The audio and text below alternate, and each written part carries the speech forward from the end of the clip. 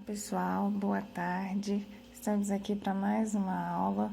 Hoje nós vamos falar sobre a Terra como um sistema, aproveitando que hoje é o dia do planeta Terra, então não teria um dia melhor para nós termos essa aula. Pessoal, a Terra, nós precisamos olhar a Terra como um sistema, certo? E esse sistema, ele é formado por várias esferas. Aqui nós temos o exemplo da atmosfera, da biosfera, da hidrosfera e da litosfera. O que vem ser cada um desses sistemas? A atmosfera é a camada de gases que envolve o nosso planeta. A biosfera é o conjunto de todos os seres vivos presentes nesse planeta, tanto os seres vivos microscópicos quanto os seres vivos macroscópicos. A hidrosfera, eu vou levar em consideração a água, a quantidade de água líquida que nós temos, vapor de água e água também no estado sólido. Então, todos os três estados que eu encontrar a água fazem parte da hidrosfera. E a litosfera é, na verdade, o conjunto de rochas que fazem parte desse sistema, né? A crosta terrestre, o solo, eles são compostos, então, e recebem o nome de litosfera. Aqui nós temos a atmosfera, que envolve o nosso planeta, que é uma camada de gases, que é ele, né, que nos proporciona a vida. Graças a essa camada que nós temos vida no nosso planeta, ok? A hidrosfera, aqui nós temos o ciclo da água. Eu acho interessante quando a gente mostra para que vocês vejam que a hidrosfera ela está composta não só pela água líquida, porque muitas vezes quando a gente fala assim, o planeta Terra, a hidrosfera é uma esfera que contém água, e aí vem na nossa cabeça só essa água líquida. E não, é interessante a gente olhar que essa hidrosfera eu estou incluindo água no estado de vapor, né? Vapor de água quando evapora, que antes de formar as nuvens, aqui eu tenho vapor de água, né? Depois nós temos aqui no estado sólido, nas geleiras, e o estado líquido, que cai em forma de chuva, né? Precipitação nos lagos e também nos lençóis freáticos, ok? A litosfera. Litosfera, na verdade, gente, é a crosta terrestre, né? É o conjunto de rochas, é a camada mais externa do nosso planeta e são essas rochas que vão ser responsáveis por formar os tipos de solo que nós teremos, ok? Aqui nesse desenho nós temos a formação de um solo. Primeiro nós temos a rocha nua, a rocha matriz, ela começa a sofrer intemperismo físico, químico, biológico, né? Quando eu falo em temperismo físico, eu estou falando da ação do vento, principalmente do sol. Quando eu falo em temperismo químico, eu já falo do poder que a água tem, né? De dissolver alguns minerais e promover reações químicas. E quando eu falo em temperismo biológico, eu estou falando da ação das bactérias e alguns fungos, ok? Aqui, da composição. Então, aqui eu tenho a composição desse solo. São solos jovens. Eu começo a fragmentar essa rocha, que eu consigo ver aqui, e a formação de solos. Aqui eu tenho aquelas espécies pioneiras, geralmente musgos, né? Algumas plantinhas pequenas. E aqui eu tenho a evolução. Eu já tenho a formação desse solo até chegar numa comunidade clímax, né? Onde eu tenho um solo maduro, a rocha aqui ela já está bem aqui embaixo e eu tenho uma camada rica de humus, o que não é regra para todos os tipos de solo, importante lembrar isso. Então, aqui a biosfera. A biosfera, gente, é o conjunto de todos os seres vivos existentes no nosso planeta, macroscópicos ou microscópicos, né? Aqueles que eu não consigo ver a olho nu. Ok, então vamos concluir. A Terra como um sistema. Qual que é a conclusão que nós tiramos? A fonte de energia é o Sol, né? Então, é o Sol que é a fonte de energia para que a vida exista no nosso planeta, certo? A Terra é um sistema bem organizado e ela possui 4 componentes ou 4 esferas, que é a atmosfera, que é a camada de gás, a hidrosfera, que é a parte de água, né? Tanto água líquida, quanto vapor de água, quanto água no estado sólido, no gelo, né? A litosfera, que é a parte de rochas que vão formar o solo, e a biosfera, que são os seres vivos, ok? Todos esses componentes, é importante lembrar que eles interagem entre si. Não existe um sistema onde as suas esferas, os seus componentes são isolados. Existe uma interação entre todos esses sistemas, entre todos esses componentes aqui, tá? É importante que vocês consigam relacionar em relação a essa interação que existe desses sistemas, ok? Agora nós vamos passar para os tipos de solo, ok? Eu estava devendo essa aula para vocês, então vamos lá. Aqui nós temos, pessoal, os tipos de solo. Tá dando reflexo. Vamos ver.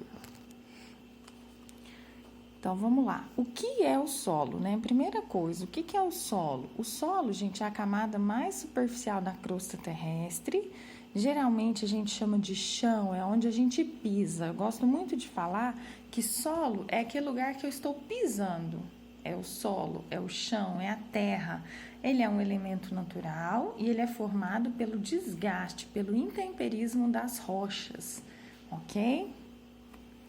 Vamos lembrar então, o solo, ele é composto por minerais e matéria orgânica, água e ar, ok? Então, esses três componentes básicos vão formar o solo. Então, eu vejo aqui, ó, que os minerais e a matéria orgânica, né, e muitas vezes eu chamo essa matéria orgânica de humus, os minerais que são característicos de cada tipo de solo. Cada tipo de solo ele tem um tipo predominante de minerais. Eu preciso ter água nesse solo e eu preciso ter ar. Nesse ponto do ar, as minhocas elas desempenham um papel fundamental e muito importante, porque elas promovem a aeração do solo. Elas formam túneis nesse solo e vão formando então essa aeração, ok? Então, o solo ele é um sistema trifásico composto por minerais, matéria orgânica, ar e água, ok? Essas quantidades de cada um desses componentes, eles podem variar de acordo com o tipo de solo, e é natural. Aqui, o que vai formar o solo? O solo ele é formado pelo intemperismo que ocorre na rocha, a rocha matriz. O intemperismo físico é aquele que ocorre, por exemplo, de temperatura, vento, sol, tá? Então, ele vai causar o desgaste dessa rocha. Muitas vezes a temperatura diminui, então esse solo ele vai sofrer um desgaste com essa baixa de temperatura.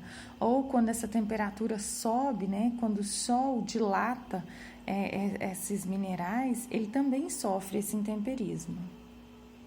Aqui, gente, nós temos o intemperismo químico. Geralmente, o principal agente desse intemperismo químico é a água.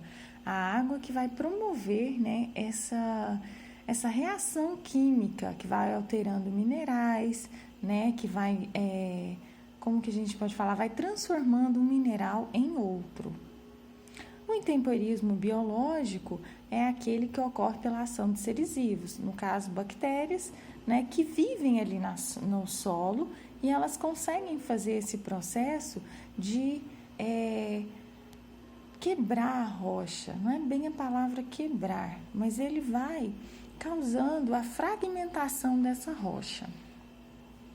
Aqui nós temos essa imagem representando as camadas do solo.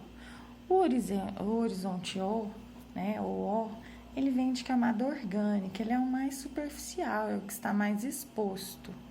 O horizonte A, ele é formado já de fragmentos de rocha, tem matéria orgânica e tem o humus. O horizonte B é uma camada mineral, ela é pobre em matéria orgânica, mas ela já é rica em minerais, tá? Principalmente como o quartzo.